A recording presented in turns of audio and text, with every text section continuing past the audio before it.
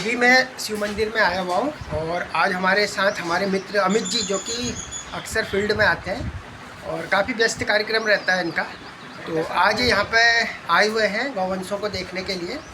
तो ये बछड़ा छोटा सा है और इसको हम खेड़ा क्षेत्र से ही लाए थे। जरा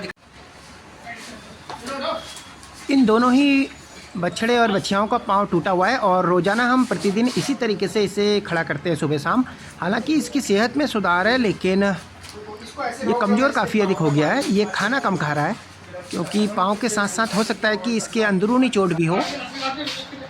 और इन दोनों को ही कैल्शियम भी पिलाया जाता है 20-20 ml, ताकि जल्द से जल्द इनका पाँव सही हो जाए। उसके बाद इनके जख्म जो है उसके लिए एंटीबायोटिक DCR भी दिया जा रहा है ताकि घाव भर जाए। लेकिन इस बछड़े के पाँव में जो जख्म है वो भर नहीं पा रहा है। तो आज हमें रुद्रपुर भी जाना है।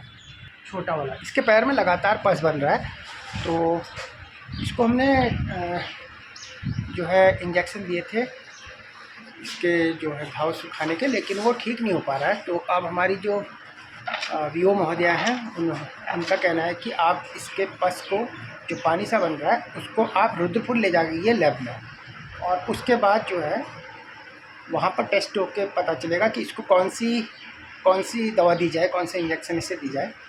तो अब हमें पहले जाना होगा मैडम के पास और उसके बाद हम यहाँ पर फिर इसका पस को निकाल के ले जाएंगे। साथ आज रहेंगे साथ में विशाल जी आ गए हैं तैयार होके। तो अब हम चलते हैं और दोनों गौवंशों को अभी हमने खड़ा कर दिया है। इसके पाँव में भी दिक्कत थी, इसका पस तो अब सूख गया है और इसके है पाँव में दिक्कत। इसके उसी पाँव में पस भी बन रहा है, काफ़ी मासूम है ये।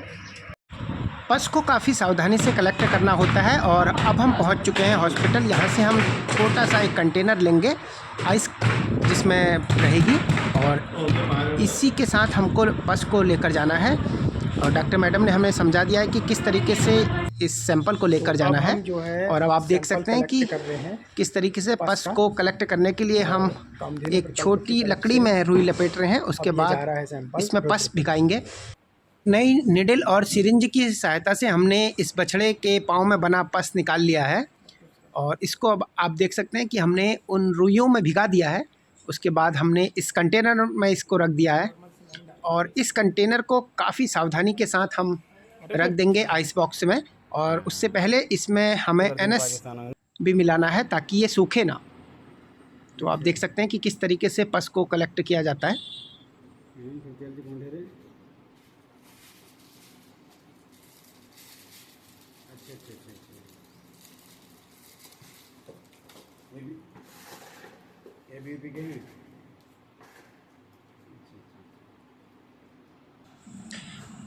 और अब इस कलेक्ट पस को हम रख देते हैं बॉक्स में ताकि इसे सुरक्षित रुद्रपुर तक पहुंचाया जा सके और इसमें कोई बाहरी इन्फेक्शन भी ना हो।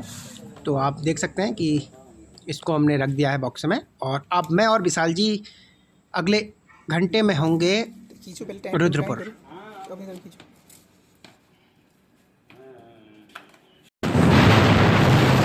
तो हमें गौलापार से निकलने में करीब 11 बज चुका है और काफ़ी तेज़ गति से इसलिए हमें जाना होगा ताकि हम समय पर वापस भी पहुंच जाएं।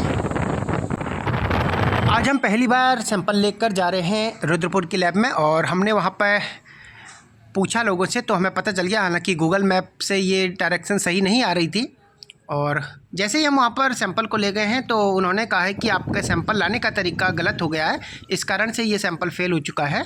और हमने डॉक्टर मैडम से भी बात करी है, तो उनका कहना है कि आप वहाँ से एक छोटा सा कंटेनर ले आएँ और अगले दिन इस सैंपल को ले जाएँ।